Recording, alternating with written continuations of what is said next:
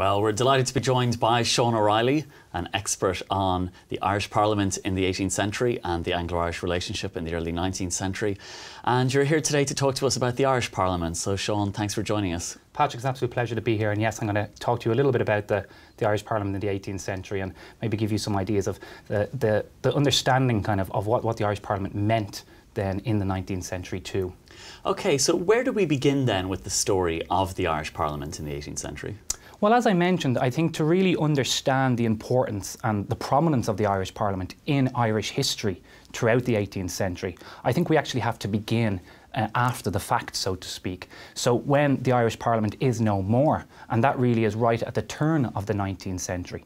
Of course, on the 1st of January 1801, the Act of Union came into effect, and it brought together the supposedly independent kingdoms of Ireland and Great Britain and made one indivisible political entity.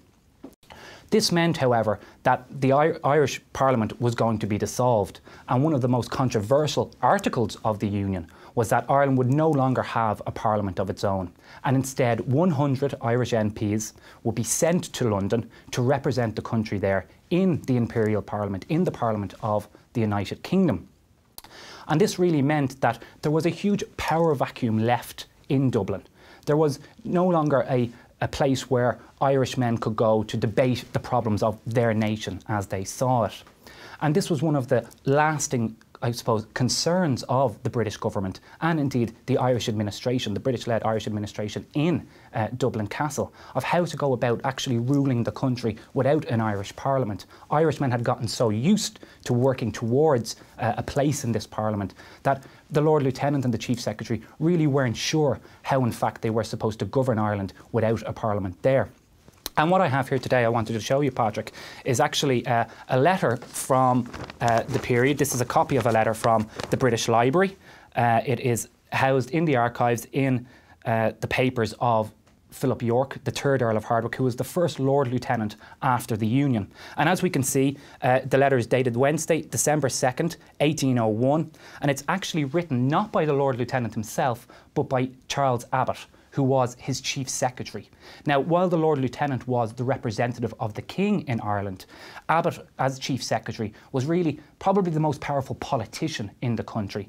And Abbott came to Ireland really as a man who was adamant that he would change up the Irish administration.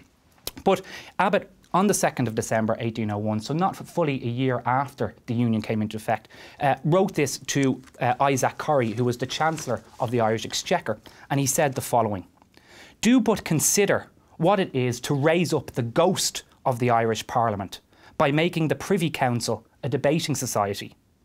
Also consider that this first precedent after the Union will perpetuate the practice for all future cases." And he went on to say, and this was the most startling, I think, evidence in Abbott's letter, he went on to say, "The council will soon have their parts cast and the combatants will be unrolled. And those who enter and exit forth from the castle yard morning and evening will be assailed by the mob with huzzas or with curses, as they are said to be for or against starving Dublin. And as he went on to say, with a very little good management, it will excite activity and life among the expiring embers of the United Irish, who have already changed their names and resolved to become anti-unionists." And he went on to say to Corrie, "Am I afraid of all of this? Not more than I should be." And he asked Corrie, "But are you aware of all of this?" So really, that power vacuum that was left with the departure of the Parliament in Ireland meant that the British government was enduringly worried that a new set of men would come and try to fill that vacuum in an attempt to rule Ireland and to control policy in Ireland. And this was an enduring fear for Abbott. But the fact that he makes reference not just to the Irish Parliament, but to the ghost of the Irish Parliament, some kind of even lesser Parliament, I think really shows how important the Parliament itself must have been to contemporaries and what it must have represented as a symbol of some kind of free or independent Irish nation. Okay, so that's the ghost of the Irish Parliament. Talk to us about the Parliament then when it was live and kicking. Sure. When was it built? Because it's a magnificent building. You can understand why the MPs and the Lords enjoyed going there. When was it built, and what was the thinking behind it? Well, certainly I think what we see today of what's left of the Irish Parliament is very close to what maybe it would have looked like at the close of the 18th century. And we've been, I suppose, blessed to have that kind of building still relevant or still prevalent in Dublin, and it still holds a very prevalent place at the centre of the city. But the Parliament, it was decided, would have to move from its old abode at Chichester House, which was pretty much on the site that the current Parliament buildings now sit, which is, of course, the Bank of Ireland. And when I speak of the Parliament buildings, we don't talk about Dáil Éireann, based at Leinster House. We are talking about what is now the Bank of Ireland at College Green. But the MPs decided in 1727 to vote £6,000, a modest enough sum really when we consider it, to build this new purpose-built Parliament building. This was going to be the first dual-chamber Parliament building in the world. And when we see the images of the Parliament today, we can see the grandeur and, I suppose, the exuberance with which they kind of rally to their task to build this fantastic building. The old Chichester House, which was a building of prominence in Dublin in its own right, I suppose, had by the 1720s become ramshackled, a dilapidated place. And in fact, stories in Dublin said that it was in fact haunted. So really not the kind of place that the Irish MPs felt that was relevant for where they wanted to sit in Parliament.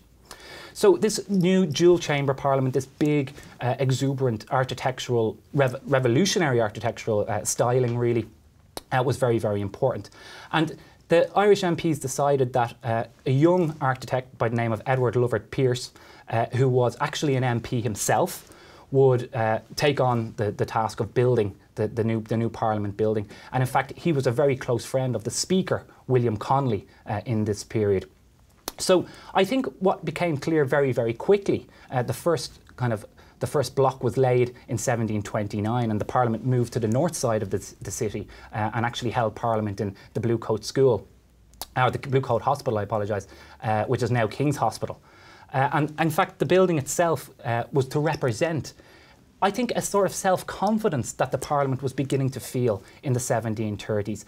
The MPs believed that their Parliament had now come of age, and that this new fabulous building was going to be a manifestation of that.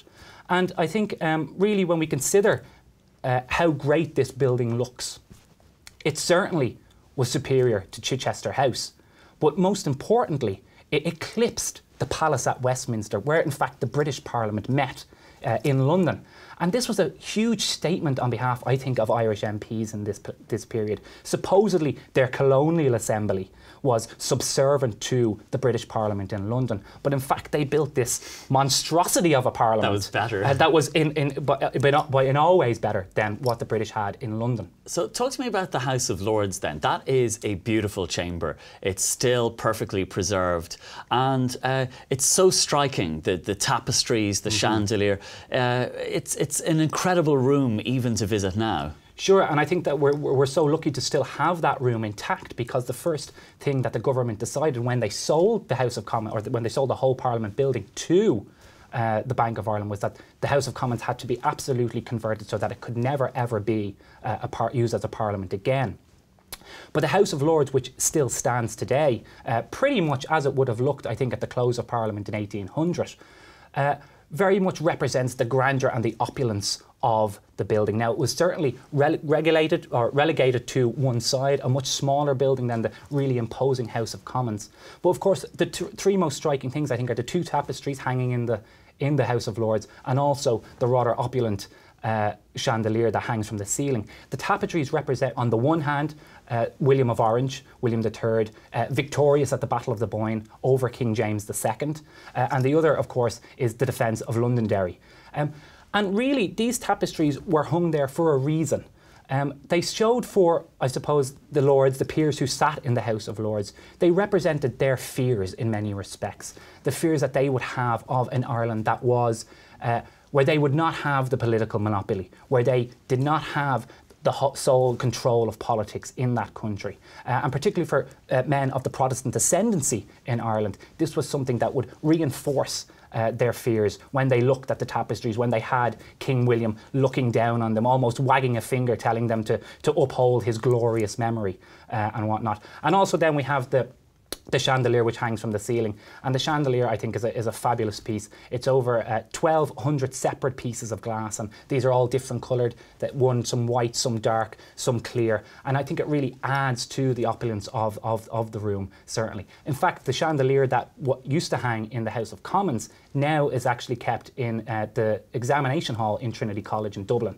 And that's, I think, something great for Trinity to have for when their students go to sit exams in that rather intimidating room in the examination hall in Trinity. So, Sean, could you tell us about maybe some of the highlights in terms of the Parliament itself, some of the highlights from the 18th century? Because it almost burnt down in the 1790s. Most certainly. Well, when we think about the Parliament, obviously because we still have the House of Lords and we can see that building today, we must remember that the House of Commons was the centre of all political activity in the building, and indeed in Dublin, and possibly you could say across the country as well. And when we think about the House of Commons, we must remember that it was shaped like an octagon. It had rows of seats for the members that rose about 15 feet into the air, right up to a gallery that could actually hold up to 700 people. And Trinity College students up until about 1795 had pride of place in the gallery. They could come and they could see these men, the movers and shakers of their day, debating the issues of national importance. But in fact, students being students, they were ejected for rowdy conduct and unfortunately were not allowed back into the Parliament building then. However, in 1792, the Parliament had a very serious fire and was seriously damaged. And in fact, the irony behind this was that this was because of the introduction of a new heating system that was insisted upon by the last Speaker of the House of Commons, John Foster. Now, Foster was a man of huge political weight in the country, but he was also a great innovator. And he decided that he wanted to have the chamber a much more comfortable chamber for the members. But actually, when the fire broke out, Foster refused to allow the members of the House of Commons to get out as quick as possible. He did not want to undermine the dignity of the Parliament building and made them process out of the Parliament building in good order, actually as the roof was falling in on their heads. And luckily, no one was killed, and they were able to save the building. Has the building influenced any other parliaments around the world? Did the architecture have an influence? Oh, certainly. In terms of architectural style, the building itself was radical. It was a revolutionary piece, and Pearse in particular was praised for its revolutionary nature. In terms of architecture, there are two buildings in particular that take a lot from the Irish Houses of Parliament. The first is the British Museum in London, and the whole front colonnades of the British Museum is in fact based on the entrance to the House of Commons here in Ireland. But more importantly maybe more interestingly, is the fact that the Capitol building in the United States, particularly the big dome that would be so prevalent in that building, was based almost entirely on the House of Commons. Very good. So finally then, the legacy of the Irish Parliament. It was the dream of Daniel O'Connell to one day restore the Irish Parliament and meet again at College Green. He never achieved his dream, but it seemed to have had a lasting influence on future generations. Oh, it most certainly had. And I think there's two ways to view this. One is that we take the Parliament as being something that was a moment in Irish history. Like O'Connell always said, that this was the one moment in Irish history from 1782 when Ireland was able to decide its own destiny to an extent. But more modern historians have argued against this. Joe Lee, for example, at NYU, has stated that Grattan's Parliament was nothing more than the bloodiest, most repressive institution in modern Ireland, in modern Irish history. And there is a lot to be said for that, particularly if we consider how the Parliament contributed in putting down the 1798 rebellion, and how many of the members there formed militias and yeomanry corps to fight the rebels in 1798. However, if we go on into the 20th century, the Parliament had a kind of, I suppose, a different view for different people. P.S. O'Hegarty, the nationalist historian, said of the nationalism of Grattan's Parliament that it was no more than a colonial one, that it represented no native Irish right or principle. But men like Patrick Pearse did see the importance of a building like this in Dublin. And it is said, some historians have speculated that while Pearse decided not to attack the Bank of Ireland during Easter week of 1916. One, because it was a bank, obviously heavily guarded and probably very well defended.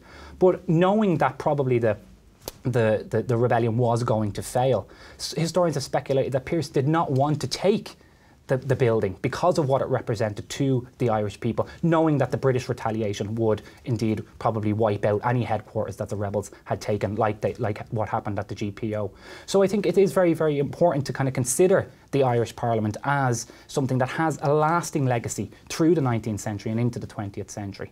And I suppose to kind of to conclude, if we look at the Irish Parliament and if we consider the fact that it was the Irish Parliament that voted itself out of existence with the Act of Union in 1801, at least in that moment, those men very much unconsciously gave impetus to every revolutionary group for the remainder of the 19th and into the 20th century until, I think, independence was achieved in 1922, because every single revolutionary group in Irish history from that point worked to undo the Union and, in effect, bring an Irish Parliament back to Irish soil. Whether that was a Republican Parliament, whether it was one still within the confines of the British Empire, well, that just remained to be seen. Sean O'Reilly, you have set the stage now for all our future classes. Thank you very much. So, thank you very much, Patrick.